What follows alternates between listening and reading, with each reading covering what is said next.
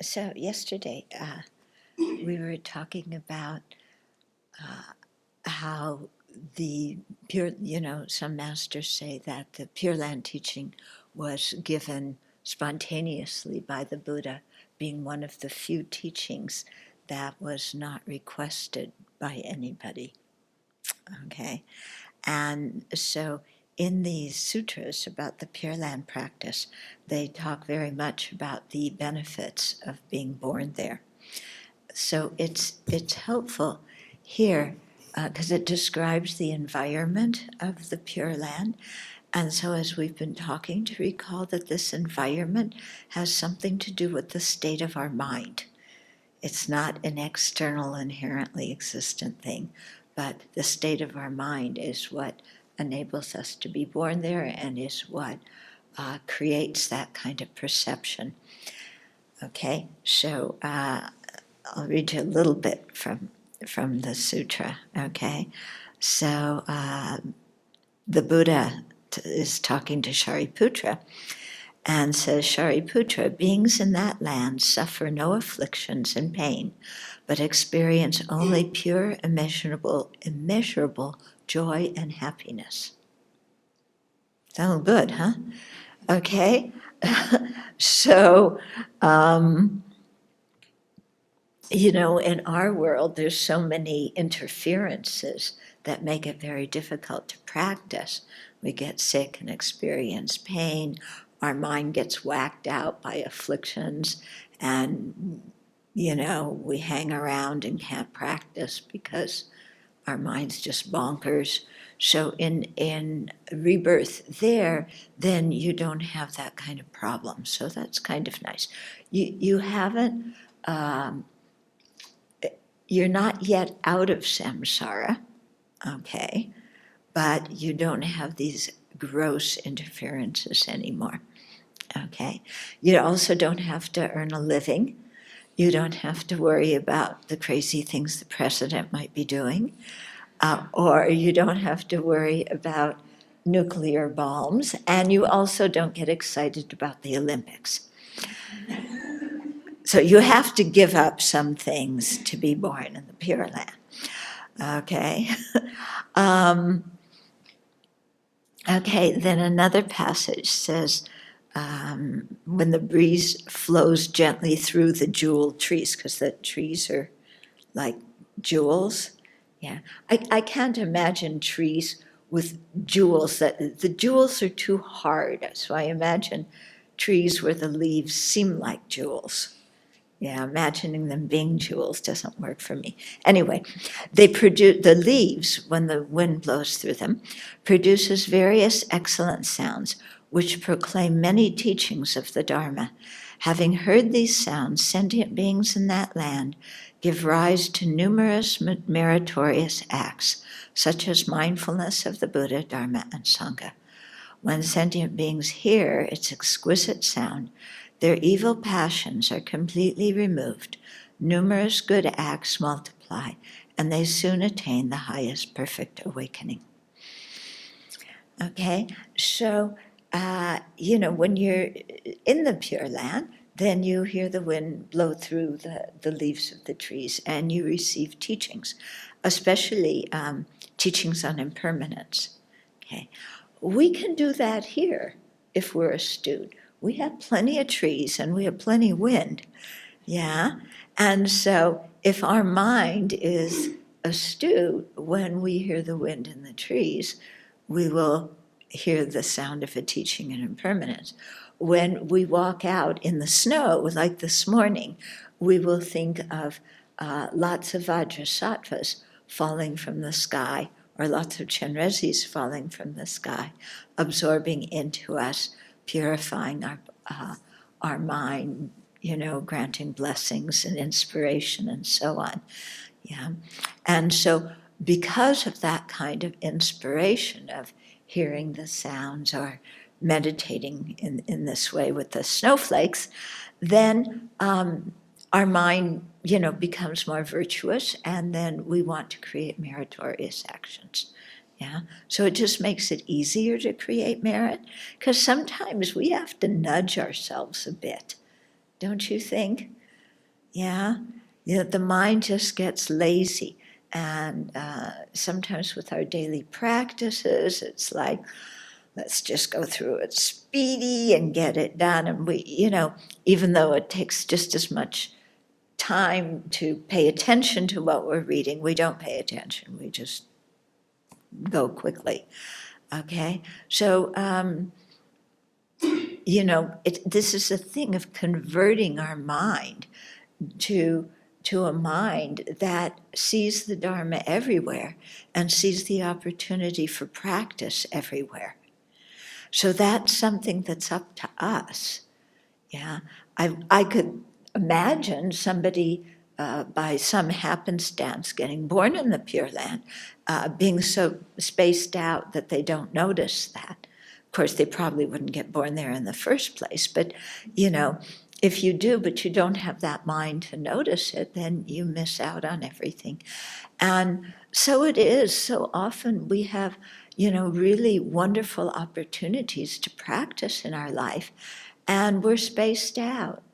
Or we pick on one thing that we don't like and just meditate on getting angry about it.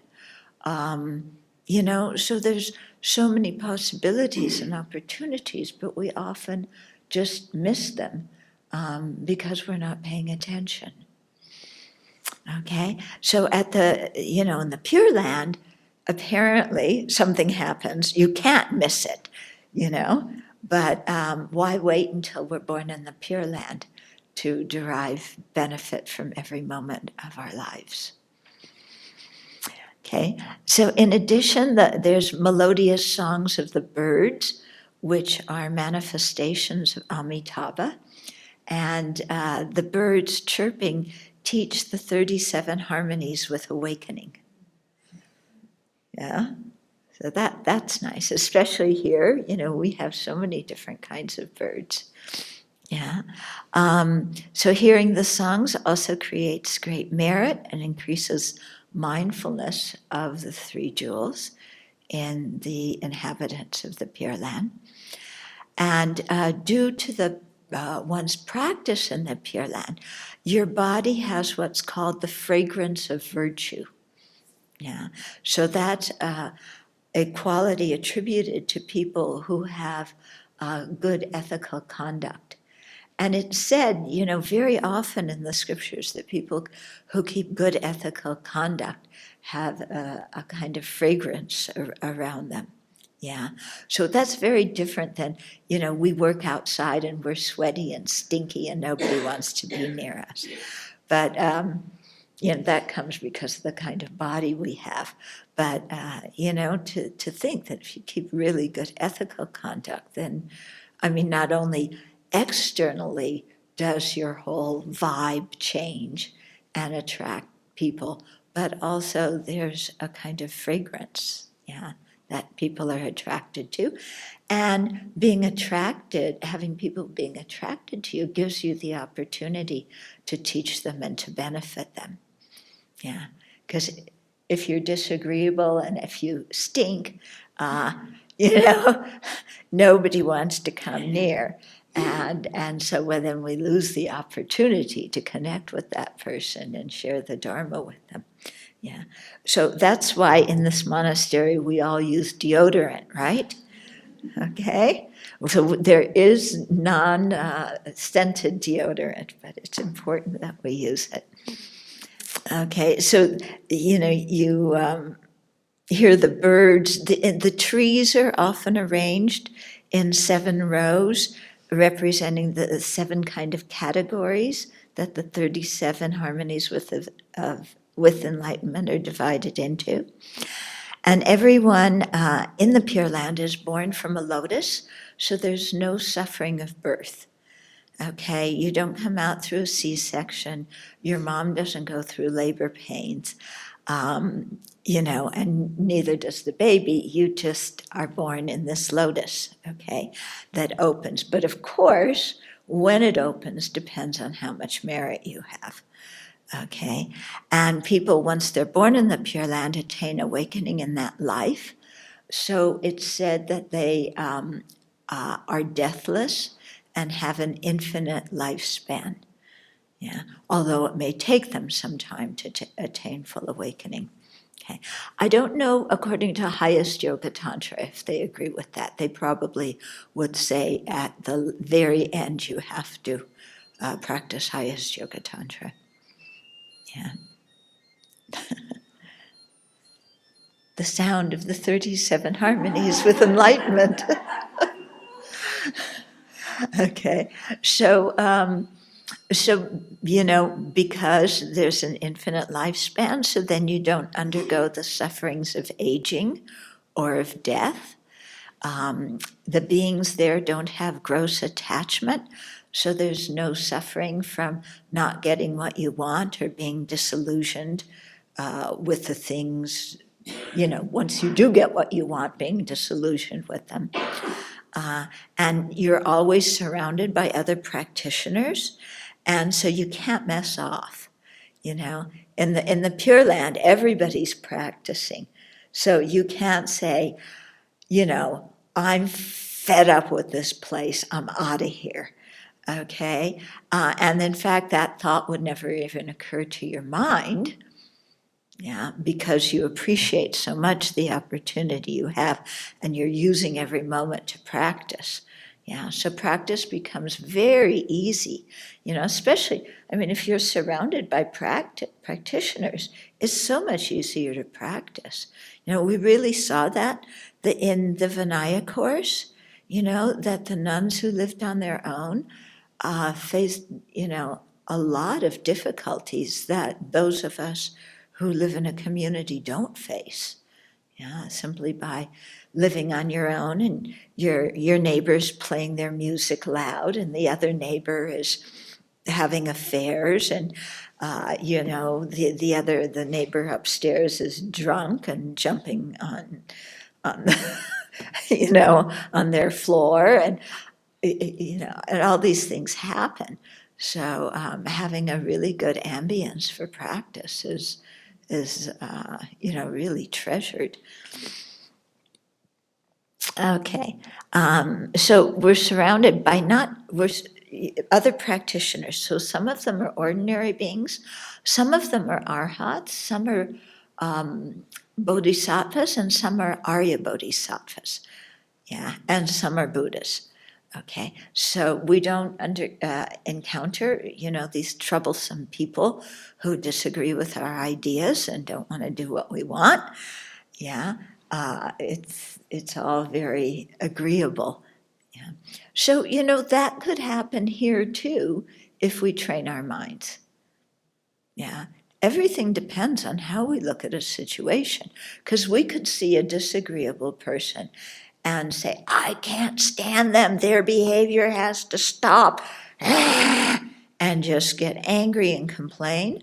Or we can see a disagreeable person and say, this person has some heavy hindrances, but they're doing their best. Yeah, they haven't always been what is appearing to my mind now. They've also been my kind parents in previous lives, even in this life. They've given me the circumstances and done so much for me that enables me to practice the Dharma. Yeah, you see a person who's not 100% bad and evil, but you see somebody who has heavy afflictions, but also who has many good qualities. So you have respect for the person, you have compassion for the person. Yeah, it all depends on us, how we see people. Yeah, how we look at them. To encourage us to make the unshakable resolve to be born in the Pure Land, Master Sun Tse, that's my English pronunciation of Chinese, he says, here, birth in a flesh and blood body is painful, meaning here. There, in the Pure Land, you are born by transformation in a lotus flower and are free from the pains of birth. Here, the physical body is hard to temper and often becomes sick. There, your transformed body is fragrant and pure and free from the pains of sickness.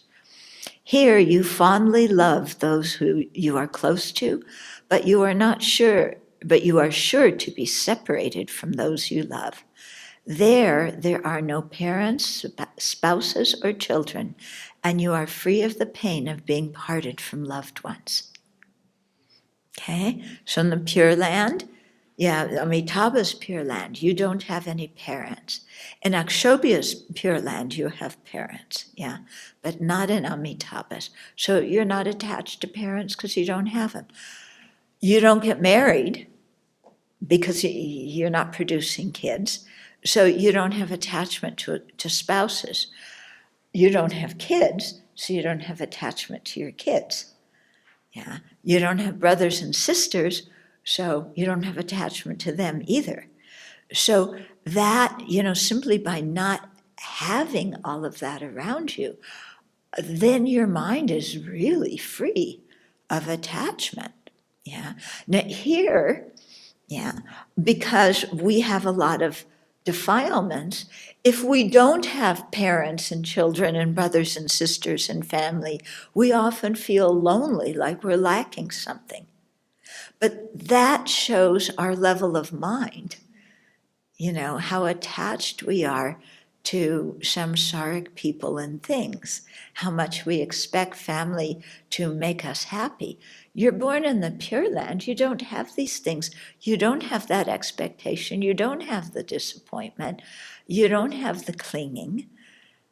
And then, however, then you have such open relationships with all the other beings around you, because your mind isn't partial, saying, oh, these are my family members, so they're special, or those people I'm very close to, so I should do what they want me to do.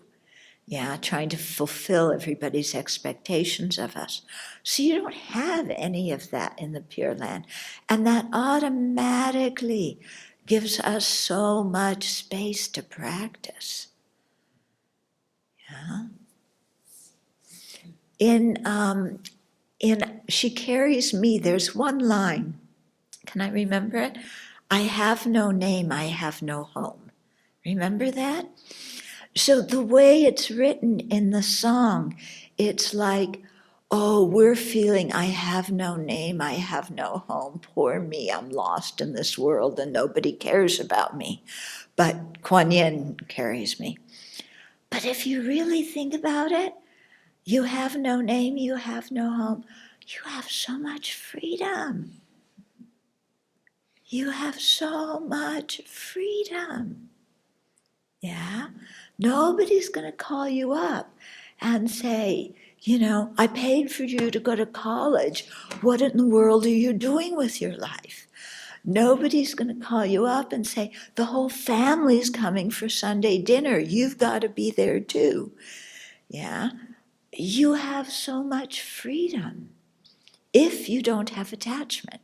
And in the Pure Land, you don't have that attachment because you didn't grow up with all that stuff around you. Here, we grow up with it, and we have such a samsaric mind that we take refuge in ordinary beings who are afflicted with the three poisons, and we expect ordinary beings to bring us lasting happiness. Which is totally impossible for them to do. First of all, because their minds are polluted.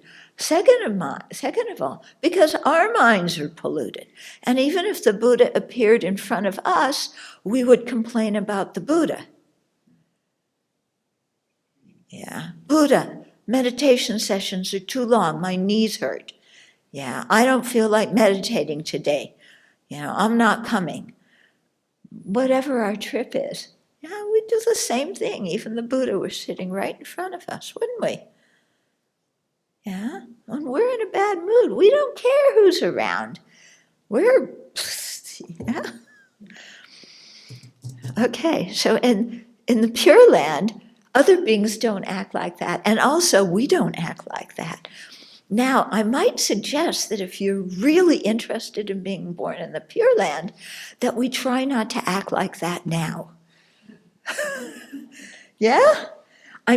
Because we are creatures of habit, we've got to form the habit. We've got to create the karma. So we've got to act now like the beings in the Pure Land if we want to be born in the Pure Land. Okay? Here there are enemies, but here enemies hate you, but you are sure to be with, and you are sure to be with those who resent you.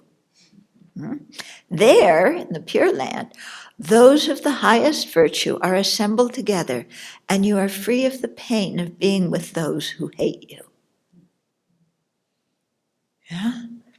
Of course, those who hate us depends on if we see them as hating us. Do you think that His Holiness sees the officials in Beijing as enemies who hate him? I don't think so. Yeah, we see them as enemies who hate the Dalai Lama. I don't think His Holiness sees those people that way. If he did, then he would stop telling the Tibetans, like he currently tells them, not to hate the Chinese communists. But he continually tells people that. Why? Because he doesn't see them as enemies. Yeah, even though they hate him and talk about making false accusations. Whoa. Here you revolve in the cycle of birth and death. There you experience birthlessness. Here Shakyamuni Buddha has already passed away, and Maitreya Buddha has not yet come. There Amitabha Buddha is teaching the Dharma right now. Yeah, being able to sit in Amitabha's presence and listen to the teachings.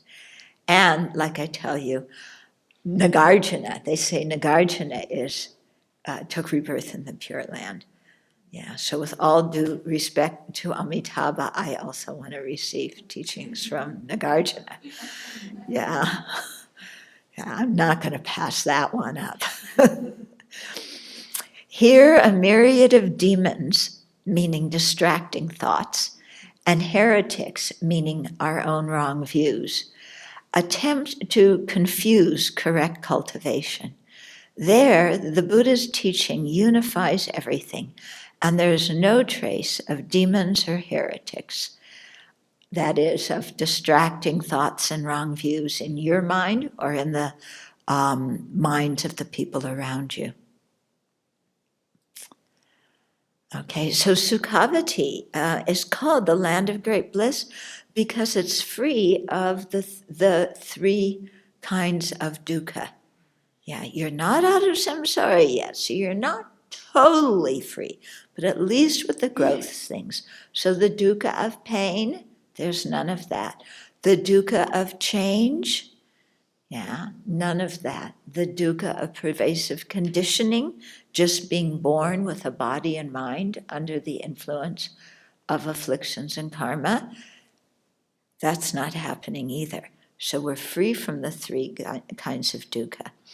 And the happiness experienced in Sukhavati is not like the happiness in our world, which depends on transient things that are not going to remain for long. Yeah. So,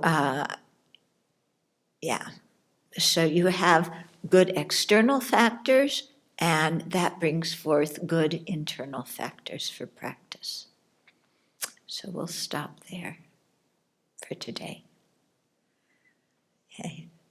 We'll stop in the Pure Land. Yeah. And try and create it around us now.